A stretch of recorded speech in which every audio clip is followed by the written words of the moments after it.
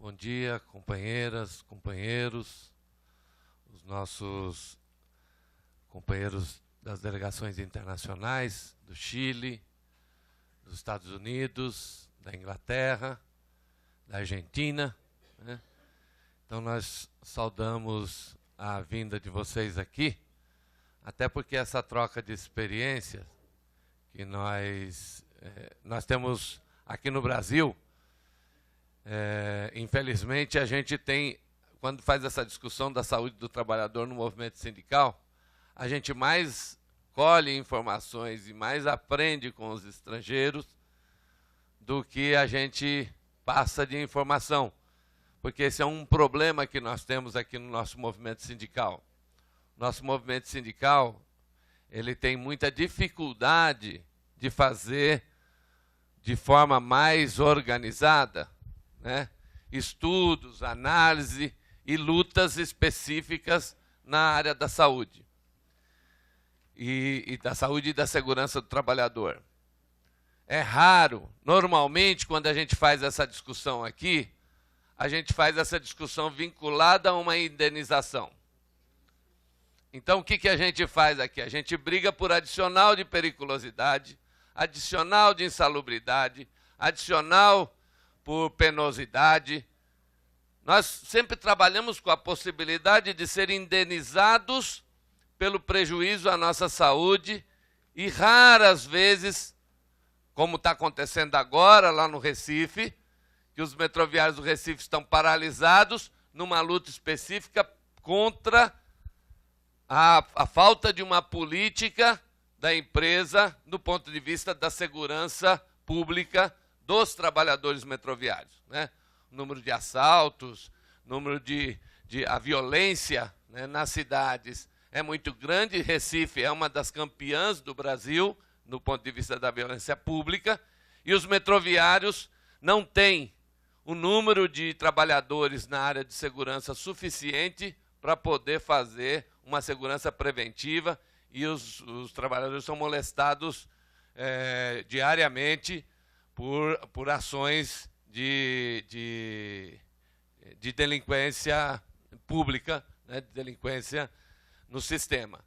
Então, mas é raro, né? É raro você ter uma luta desse tipo no Brasil, né? Normalmente, a luta se dá do ponto de vista de tentar ampliar um ganho financeiro para compensar um determinado prejuízo ou um determinado risco à saúde ou à segurança do trabalhador. Por que eu estou fazendo essa introdução? Porque eu acho que é importante nós nos conscientizarmos disso enquanto brasileiros, né? E também porque os companheiros possam entender, para quem vem de fora, entender que esta é uma dificuldade que existe, provavelmente aqui no nosso país, frente a uma cultura, né? Que o nosso país ele foi segmentado muitas vezes por ações ditatoriais. E a participação dos trabalhadores nas políticas públicas, ela sempre foi muito dificultada, né? E por conta dessa falta de cultura, mesmo num período privilegiado que nós vivemos desses últimos 10, 12 anos, né, com o governo Lula e Dilma, nós também não soubemos aproveitar e implementar e avançar neste campo, né, de pressionar, inclusive, para avançar nesse campo. E, em algum aspecto, nós tivemos até retrocesso na legislação de segurança e saúde do trabalho.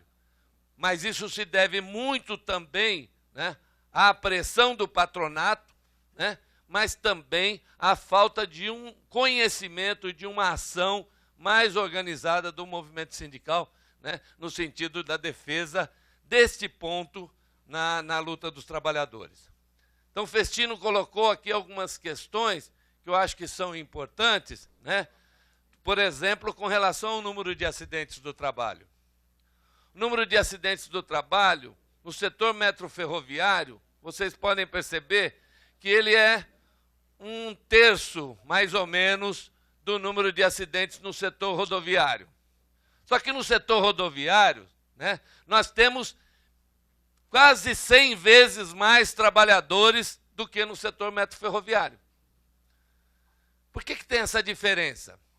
Porque o setor metroferroviário, em geral, é estatal.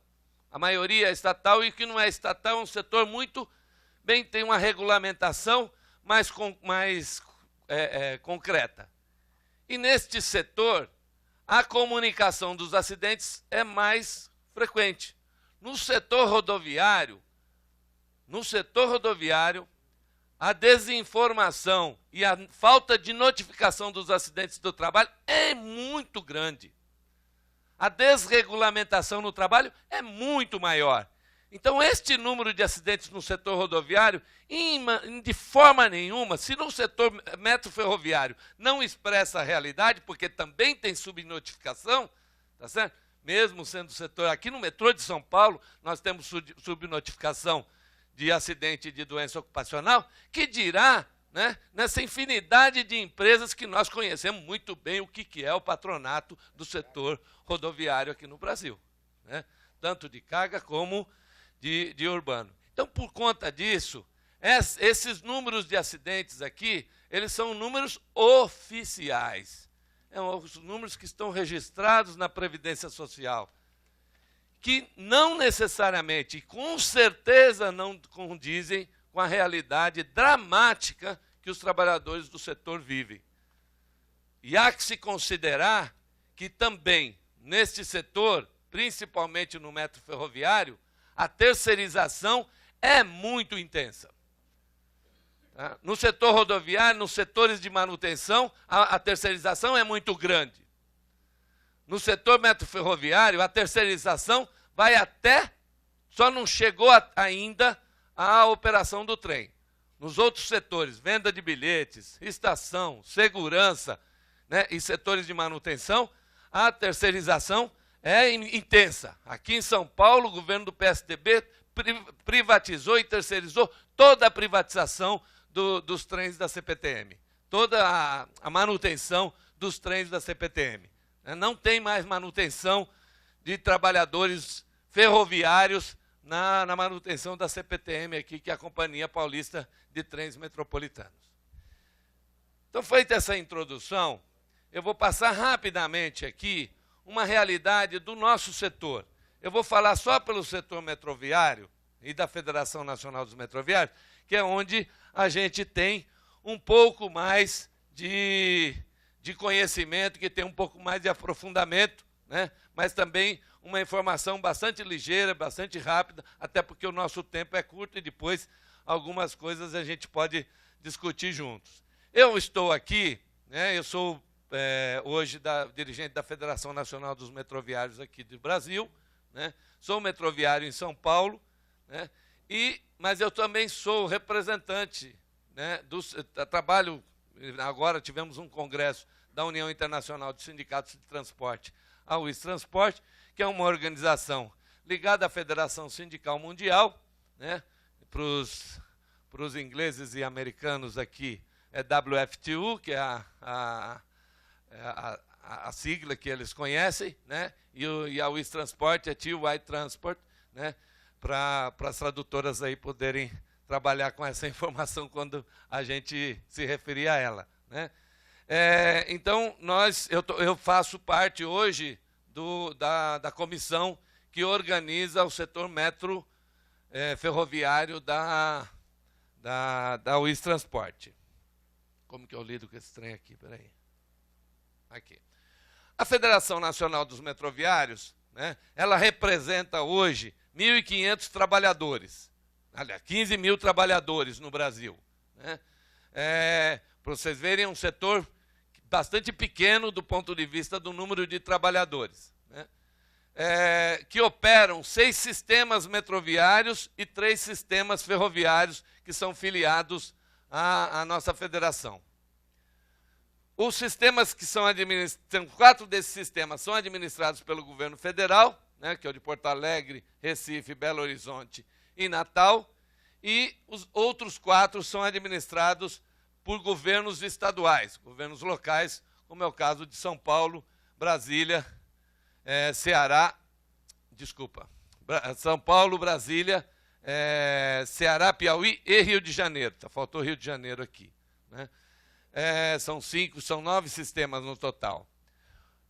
Um sistema é privatizado parcialmente, que é o caso aqui de São Paulo, cuja linha 4 é operada por uma empresa privada, né? E que, inclusive, os trabalhadores não são reconhecidos pela empresa como metroviários e, portanto, não permitem, e nós estamos disputando a representação desses trabalhadores, porque até agora eles criaram outro sindicato para representar esses trabalhadores, né? São os trabalhadores da linha 4, amarela, e o sistema que é totalmente privatizado, que é o do Rio de Janeiro, né? que tem uma operadora que opera o sistema. A legislação no Brasil de segurança e saúde do trabalho obriga as empresas a constituir um serviço especializado em segurança e medicina do trabalho, né? Através da portaria 3.214. Então, esta portaria, ela estabelece que todas as empresas, de acordo com o número de empregados que tem e o número de acordo com o grau de risco que ela oferece aos trabalhadores, ela tem que constituir esse serviço que é composto por técnicos de segurança do trabalho. Eu sou técnico de segurança do trabalho, né, trabalho no metrô de São Paulo como técnico de segurança do trabalho.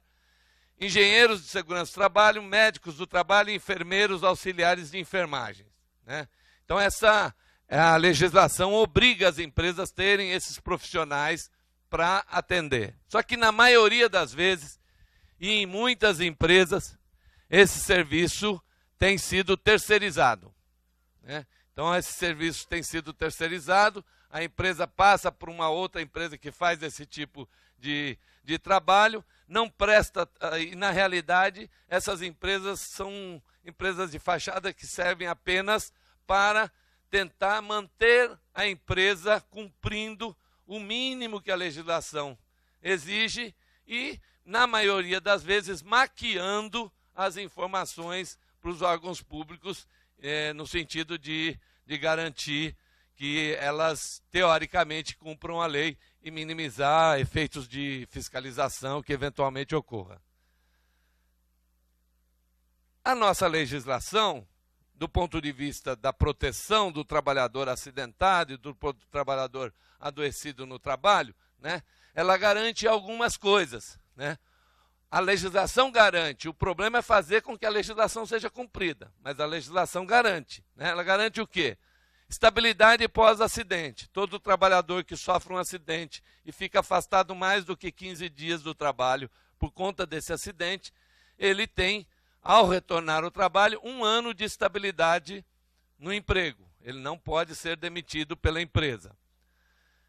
A legislação também obriga as empresas a realizarem exames médicos na admissão do trabalhador e também na demissão do trabalhador. Quando ele sai da empresa, a empresa é obrigada a fazer o exame médico demissional, inclusive para constatar eventuais doenças que ele possa adquirir. E, dependendo do ramo de atividade, alguns exames são obrigatórios de serem realizados.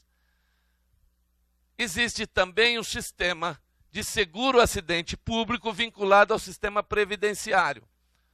Independente da previdência social, né, uma parte do sistema previdenciário, ele se dedica única e exclusivamente a tratamento das questões de saúde e segurança do trabalho. Então, as doenças e acidentes ocasionados no trabalho têm um seguro próprio que é financiado por determinados impostos e por uma contribuição das empresas nesse sistema do seguro-acidente do trabalho.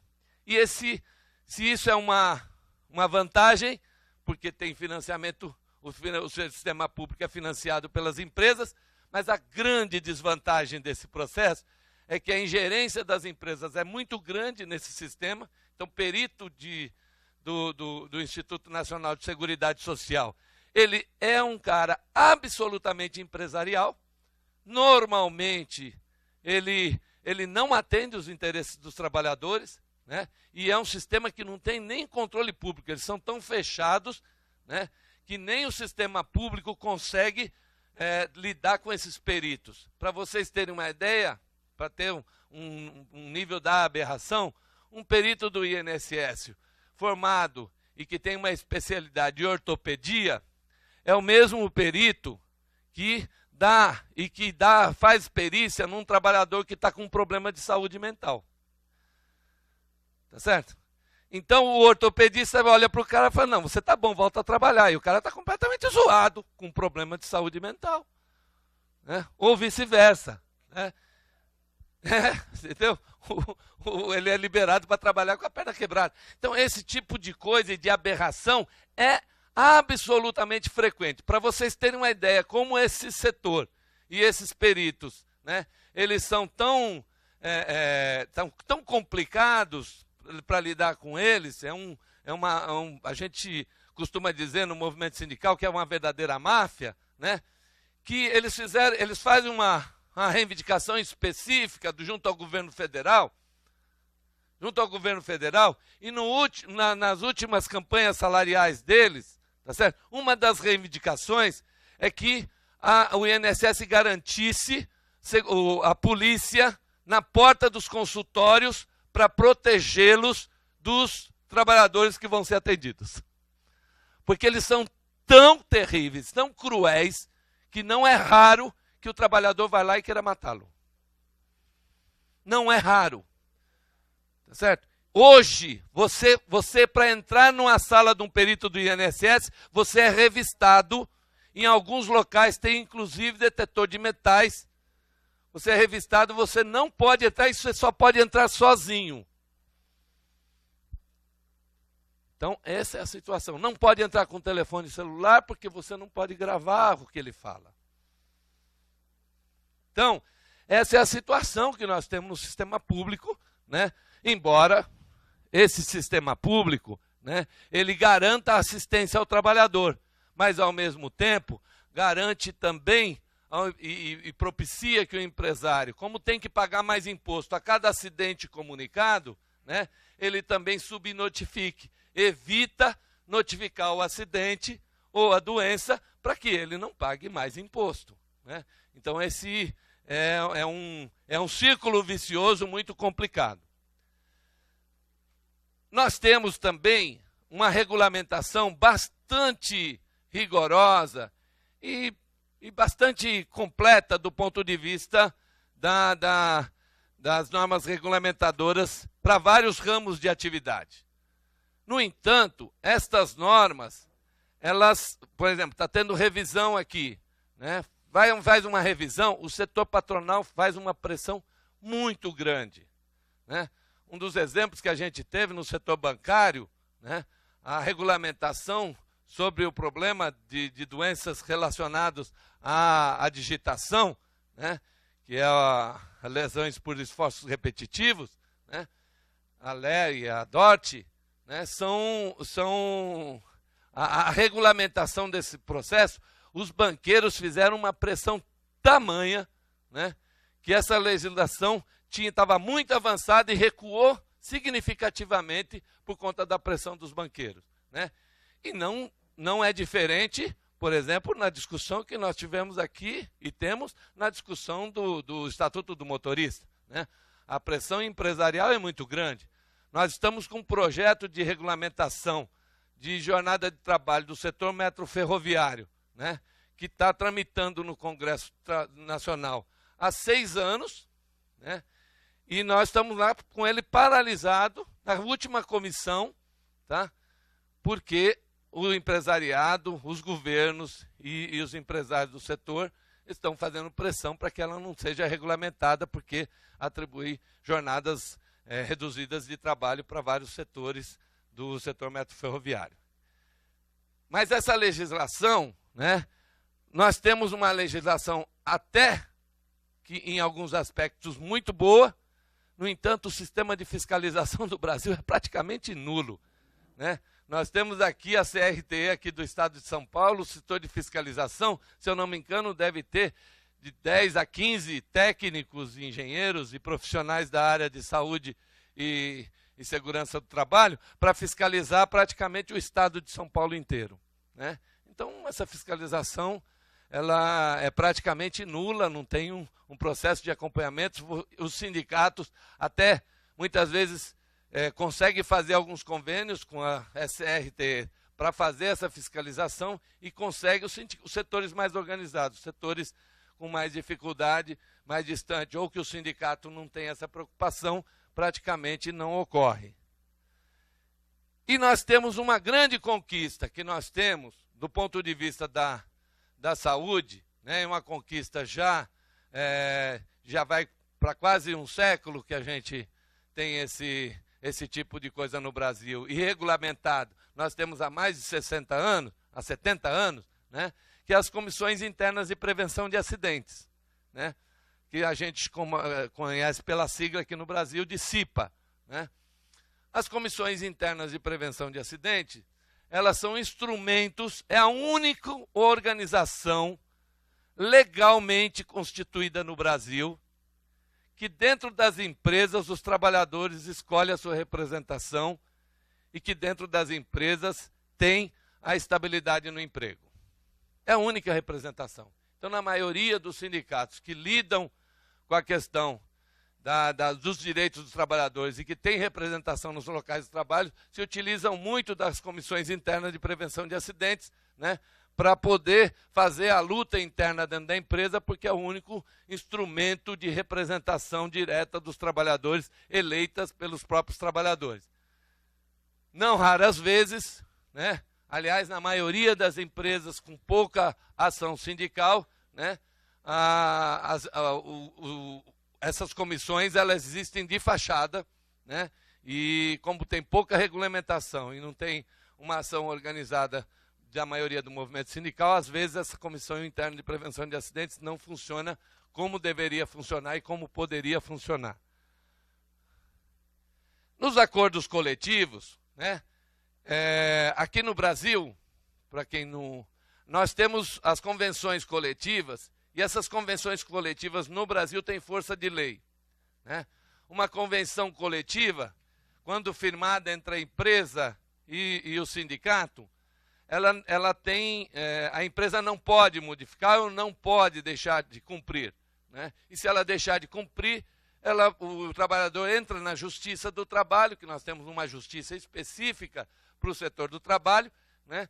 E esse trabalhador, se está constando na convenção coletiva, ele tem a garantia desse direito, mesmo quando ele sai da empresa, né? Depois se a empresa não cumpriu, ele tem esse direito para ser garantido. Eu vou citar aqui algumas cláusulas apenas, né? Para vocês terem uma ideia de como funciona no caso do setor metroviário, né? Aqui em São Paulo, na nossa convenção coletiva, nós temos, por exemplo, a complementação salarial. Não só aqui em São Paulo, mas em vários sindicatos de metroviários, a complementação salarial em caso de afastamento por doença. Porque o que acontece? O sistema previdenciário ele tem um teto de contribuição e de salário.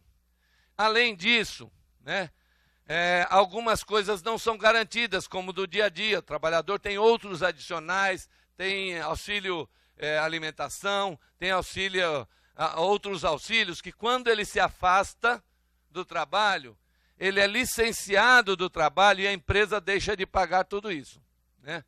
Então, nos acordos coletivos, os sindicatos têm que tentar garantir que o trabalhador não tenha tanto prejuízo quando ele se acidenta ou quando ele está doente, né?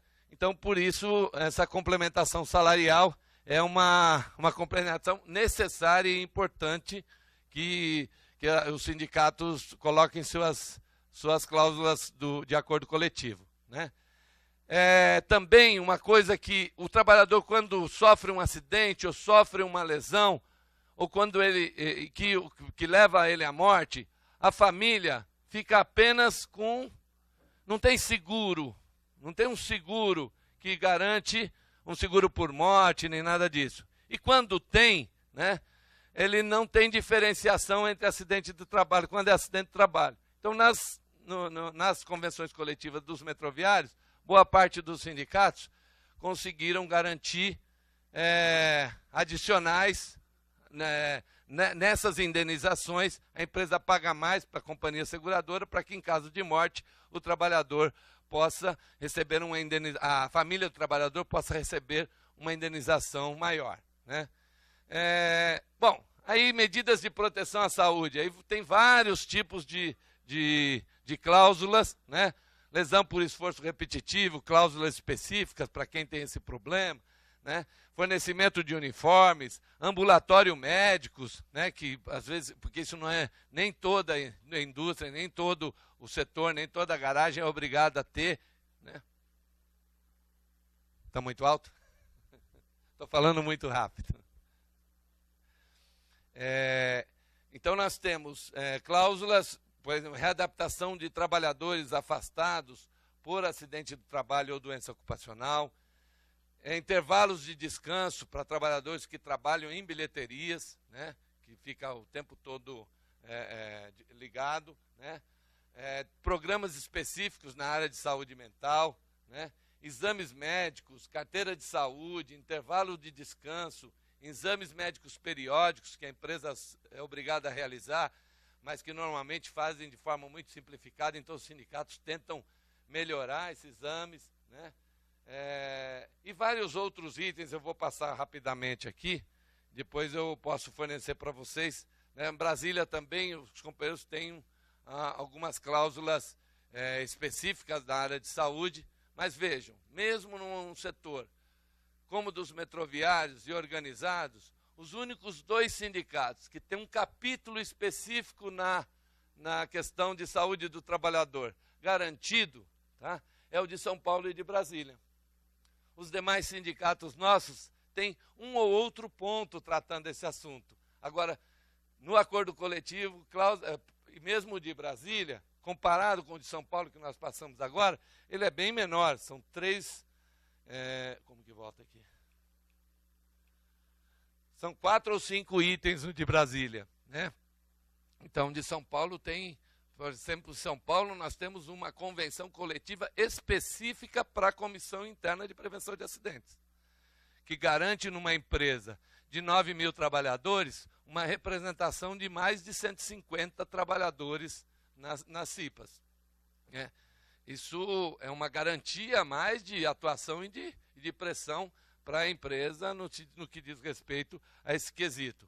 Embora nós tenhamos um monte de problema em São Paulo e não tratamos essas questões com a prioridade que a gente julga que seria adequado, né? Mas mesmo assim, ser comparado com os outros... Nós temos aqui no Brasil, né, as jornadas de trabalho garantidas por lei, né? Mas as cláusulas, os acordos coletivos podem melhorar essa questão, né? Então nós temos garantido, né, para os operadores de trem, por exemplo, né, que aqui em alguns locais são chamados de condutores de trem ou pilotos, né, estes operadores, né, têm jornadas específicas bem inferiores ao que garante a legislação, né? Por exemplo, o setor que tem uma jornada de trabalho menor é a do Rio de Janeiro, que os companheiros têm garantido, né, 30 horas semanais de jornada de trabalho para os operadores de trem, né? Então, mas assim, varia de acordo com o Estado, mas tem operador de trem trabalhando 40 horas, como os demais trabalhadores aqui também, e tem até de 48 horas, como é o caso do setor de, se eu não me engano, do Piauí e Fortaleza. Jornadas do pessoal que opera os centros de controles operacionais são de 28, 30 e 36 horas, né? Manutenção noturna aqui em São Paulo tem uma grande conquista, os trabalhadores têm jornada de 30 horas, né?